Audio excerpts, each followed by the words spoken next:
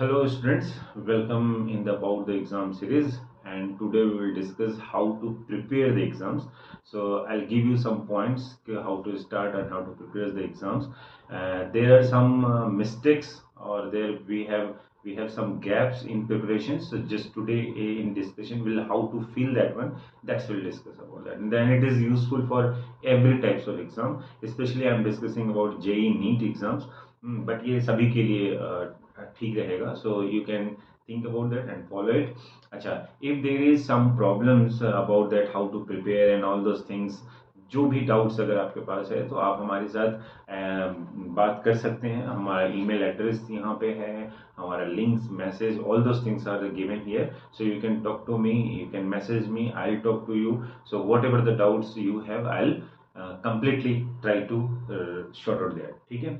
सो आज हम लोग बात करेंगे कि प्रिपरेशन हमें कैसे करना चाहिए about the JEE NEET exams के लिए. There are some points you need to be follow that one. So will discuss point to point कि क्या हमारा गैप्स रहता है प्रिपरेशन में. सो ये हम बात करते हैं. सबसे इंपॉर्टेंट चीज पहला है तो ये है जो मैं पहले भी कहते आया हूँ कि पूरे एग्जाम प्रिपरेशन में या आप एग्जाम का जो भी तैयारी आप कर रहे हैं, सो उस एग्जाम को क्रैक करने के लिए 90% strategy is important that one and 10% we are doing something. तो फिर जब आपका 90% स्ट्रेटेजी अगर आपका क्लियर है तब आपका 10% फ्रूटफुल रहता है और सक्सेसफुल रहता है. तो ये स्ट्रेटजी है एक्चुअली. सो प्रिपरेशन कैसे करना चाहिए. तो जब आप कुछ लोग हैं जो कि 10th में हैं, then they have started the preparation. Though some peoples are who are जो start the preparation after means when you are taking the admission in the 11th. तो ये सारे लोगों के लिए है जो खुद से भी बात प्रिपरेशन कर रहे हैं, they have not join the coachings, तो उनके लिए भी है. तो करना क्या चाहिए ये हम लोग पॉइंट टू पॉइंट बात करेंगे. और specially these are some major gaps those students are doing in the preparation. So I want to just how to fill that gaps, ये हम लोग आज बात करेंगे. ठीक है. So let's start that one कि प्रिपरेशन. पहला चीज सबसे इंपॉर्टेंट है, prepare the class notes. That is very important. आप जहां भी पढ़ाई कर रहे हैं, जैसे भी पढ़ाई कर रहे हैं, क्लास नोट्स बनाना बहुत जरूरी है. जब आप क्लास नोट्स बनाते हैं तो आप क्लास अटेंड कर रहे हैं, आप रेफरेंस बुक्स पढ़ रहे हैं, आप एनसीईआरटी पढ़ रहे हैं. सो ये जो सारी चीजें हैं उनके ऊपर से आपको क्लास नोट्स बनाना चाहिए. So that class notes if it is in your language तो बहुत ही अच्छी बात है. और सारे सब्जेक्ट के लिए क्लास नोट्स अलग अलग होने चाहिए. डोंट डू मैस अप, एक ही में मिक्स नहीं करिए आप. तो अलग अलग keep the class notes for each and every subject. ठीक है. पहला काम ये करना है. And refer NCERT, that is very important. Either you are going for the JEE और you are going for the NEET, that is very important. NCERT आप जरूर रिफर करिए और क्लास नोट्स प्रिपेयर करिए. Second is what, practice notes. तो practice notes भी बहुत important है. और एक चीज करना है कि जब आप क्लास नोट्स बना रहे हैं उसी में प्रैक्टिस नोट्स नहीं बनाना है. करेक्ट ना. सो आप क्या करिए कि प्रैक्टिस नोट्स आप अलग रखिए, एक दूसरा बुक रखिए जिसमें आप क्या करेंगे, प्रॉब्लम प्रैक्टिस करेंगे. और एक बहुत अच्छा ही बात यहाँ पे प्रैक्टिस नोट्स में करना है आपको कि once you are doing practice नहीं तो some questions may be you have doing them wrong, तो उसको इरेज नहीं करना है, उसको कट नहीं करना है. आप उसको क्या करिए, you can use some other ink. मतलब आपने अगर कोई क्वेश्चन सॉल्व किया है और आपका वो क्वेश्चन गलत हो गया और फिर आप सोल्यूशन देखते हो या चेक करते हो and again you are writing the solution of the same question, so use with some other colours, other ink pen, और फिर आप उसको लिखो और उसको उसी बुक में रहने दो. Because once you are revising और checking that one, so you will remember that one कि भाई हमने यहाँ पे ये मिस्टेक किया था, जो कि आपको ऑलरेडी नोटबुक्स में दिखाई देने वाला है. तो सबसे इंपॉर्टेंट चीज क्या है, प्रैक्टिस बुक आप अलग रखिए, नोट्स बुक आप अलग रखिए. ठीक है. So it will helps to the revision book. After that जब आप प्रैक्टिस बुक्स अलग रखते हो और इसमें सारे प्रॉब्लम जो भी आप प्रैक्टिस करें, तो no need to make one rough book. उसका जरूरत नहीं है. Never use that rough book. जो आपने प्रैक्टिस बुक रखा है उसी में आप सारे प्रैक्टिस करिए. जो भी जैसे मैंने बोला कि कुछ गलत हो रहे हैं उसको अलग ही इंक यूज करिए, इसके लिए अलग कलर का इंक यूज करिए और वो मेंटेन रखिए. तो वो आपको समझ में आना है कि आप मिस्टेक कहाँ पे कर रहे हैं. करेक्ट. सो रफ बुक का तो पहले आप अलग रखो. तो शॉर्ट नोट जो नोट्स आप बना रहे हो उसकी एक बुक, एक प्रैक्टिस के लिए books, that is enough. And don't use and not required to use the rough book. ठीक है.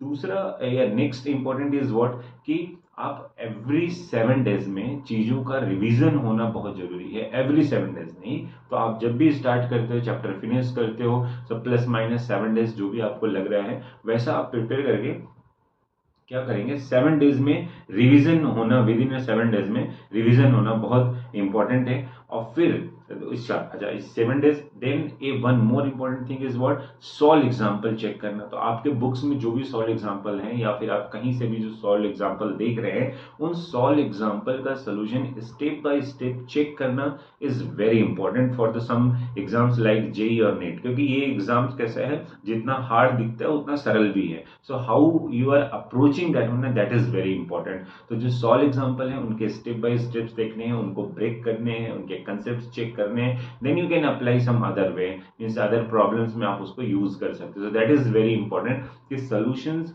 जो आप देख रहे हैं, सॉल्व एग्जांपल का सॉल्यूशंस जो आप देख रहे हैं वो कैसे देख रहे हैं। So it should be in technical ways, you have to check it कि हर एक स्टेप के बाद दूसरा स्टेप क्यों आ रहा है, क्या हो रहा है, then that concept you can learn and you can apply in some other problems. ठीक है, अच्छा आफ्टर दैट वन जब आप सॉल्व एग्जांपल चेक करते हो और आपको प्रैक्टिस करने की बात आती है कि आप कैसे क्वेश्चंस प्रैक्टिस करेंगे टू क्लियर द एग्जाम्स और to understand the concept, that is very important to understand the concept.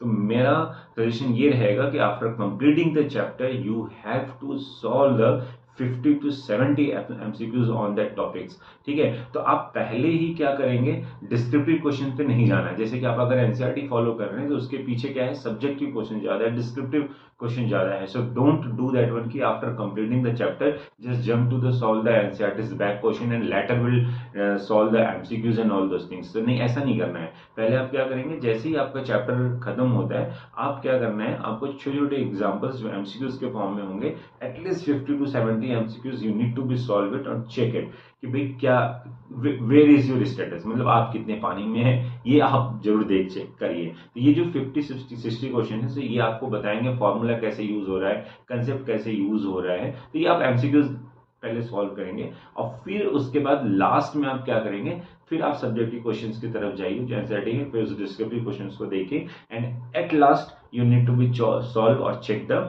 PYQs जो भी है, चाहे जेई में है या फिर नीट में है। सो डिस्क्रिप्टिव क्वेश्चंस आप बाद में करेंगे, मतलब शुरुआत में नहीं करना है कि अभी हमने चैप्टर खत्म किया और अभी एक डिस्क्रिप्टिव क्वेश्चन, ऐसा नहीं करना है। सो जंबल्ड हो जाना है। और फिर इसी पॉइंट के बाद जेई मेंस और नीट और जेई एडवांस का प्रिपरेशन फिर अलग हो जाता है। तो जेई एडवांस में क्या करना है हम लोग ये बाद में बात करेंगे नेक्स्ट सीरीज वाले में। ठीक है, अच्छा अभी क्या हो गया, तो मैं एक बार फिर से रिपीट कर देता हूँ। क्या करना है हमें, पहले तो नोट्स बुक्स अलग करने हैं, फिर हमें क्या करना है प्रैक्टिस बुक्स बनाने हैं, फिर हमें क्या करना है ये प्रैक्टिस बुक्स बनाने हैं, रफ बुक यूज नहीं करना है। जो इससे मैंने मार्किंग करने के लिए बताया है आप मार्किंग करिए, फिर एवरी 7 डेज में आप उसको रिवाइज भी करिए and then after completing the chapters you need to be solve 50 to 70 MCQs to clear the concepts, how to use the formula you will learn। so ये आप चेक करिए एंड आफ्टर दैट आप क्या करेंगे, NCERT questions के subjective questions बाद में लगाएंगे, लास्ट में लगाएंगे एंड एट लास्ट ये सारा कुछ खत्म होने के बाद आप क्या करेंगे, PYQs चेक करेंगे, जिस एग्जाम्स के लिए आप जा रहे हैं उसमें बात करेंगे। अच्छा यहाँ पे एक और चीज बहुत इंपॉर्टेंट है शॉर्ट नोट्स के बारे में। ये शॉर्ट नोट्स आपका जरूर बनना चाहिए, ये आपका पूरा आपका लैंग्वेज होना चाहिए। वैसे कुछ लोग ये कहते हैं कि चैप्टर खत्म होने के बाद ही शॉर्ट नोट्स बनाना चाहिए, बट मेरे हिसाब से ऐसा नहीं करना चाहिए। Once your chapter fully finished नहीं, और वन वीक के बाद आप शॉर्ट नोट्स बनाइए। सो क्या आपने रिमेंबर किया है, क्या समझा है आपने, ये आपको वहां पे समझ में आएगा। अच्छा शॉर्ट नोट्स के लिए भी मैं एक अलग से लेक्चर लूंगा कि how to make the short notes, तो उसमें हम और भी डिटेल में बात करेंगे। And those who have not still subscribe the channel so please subscribe, तो आगे आपको और फायदा इसका होने वाला है। ठीक है, तो शॉर्ट नोट्स आप बनाइए एंड शॉर्ट नोट्स बनाने के बाद आपको क्या करना है, वीकली प्रैक्टिस होना चाहिए, that is very important. Because how to assess you, नहीं अपने आप को कैसे असेसमेंट करोगे, ये कैसे पता चलेगा। तो इसके लिए आपको क्या करना है, either if you are in any coaching classes और आपका कोचिंग क्लास हर 2 वीक के बाद एक टेस्ट ले रहा है, so it is very nice things. Otherwise आप एक टेस्ट सीरीज ज्वाइन कर सकते हैं जहाँ पे कि आपका असेसमेंट हो जाएगा। So after 2 weeks, I think after 2 weeks आपको क्या करना चाहिए, असेसमेंट आपका होना चाहिए, यहाँ से आपको समझ में आना है। और फिर उसके बाद जो टेस्ट हो रहा है, वो टेस्ट के बाद के जो रिजल्ट आना है उसमें एनालिसिस बहुत जरूरी है। तो वो एनालिसिस करके आप अगले टेस्ट में अपने आप को इम्प्रूव कर पाएंगे। So these are very important factors या गैप्स बोल सकते हैं जो प्रिपरेशन में हम लोग काम करते हैं। Short notes is very important, तो ये कंप्लीट होने के बाद जरूर होना चाहिए। और जब आप एग्जाम देने के लिए जाएंगे, जैसे सपोज कल हमारा टेस्ट है, so before that one night आपको क्या करना है, वो सारी चीज आपको रिवीजन करके फिर वहां पे बैठना है। So it will help. तो जब आप इस सारे सीरियल वाइज और जो हमने अभी पॉइंट्स बताए हैं, इसमें अगर आप प्रिपरेशन करते हैं, सो इन द लास्ट डे आपको रिवीजन करने में बहुत इंपॉर्टेंट हो जाता है। सो ये चीज आप जरूर ध्यान रखिए कि आपको क्या क्या करना है। सो नोट्स प्रिपेयर करने हैं, प्रैक्टिस नोट्स आपको अलग रखना है। उसके बाद आपको रफ बुक यूज नहीं करना है। उसी प्रैक्टिस बुक्स में आपको जो भी रॉन्ग हो रहा है, मिस्टेक हो रहा है, वॉट एवर सारे सोल्यूशंस आप लिख सकते हैं, उसको मार्क कर सकते हैं, बिकॉज ड्यूरिंग द रिविजन आपको इंपॉर्टेंट रहेगा। And after completing the chapters you need to be do what, short notes बनाने हैं in your own language 7 days के बाद, तो वो आपको रिवीजन करने में इजी रहेगा। And after completing the topic 50-70 MCQs are very important, या short questions are very important to understand the concept whatever you have done, correct. और फिर असेसमेंट इज वेरी इंपॉर्टेंट, तो थ्रू टेस्ट आप अपने आप को assess कर सकते हैं। तो टेस्ट सीरीज ज्वाइन करिए, अगर कोचिंग है तो वहाँ पे करिए। यहाँ भी बहुत सारी चीज़ अवेलेबल रहते हैं, तो आप हमसे भी कांटेक्ट कर सकते हैं। All the information is given in the description, so you can contact me after this lectures also, ठीक है। सो नेक्स्ट और लेक्चर्स में जैसे क्यूरीज रहेंगे उस हिसाब से हम क्या करेंगे, शॉर्ट नोट्स और बाकी सारी चीज़ के बारे में बात करेंगे। Okay, good day, best of luck.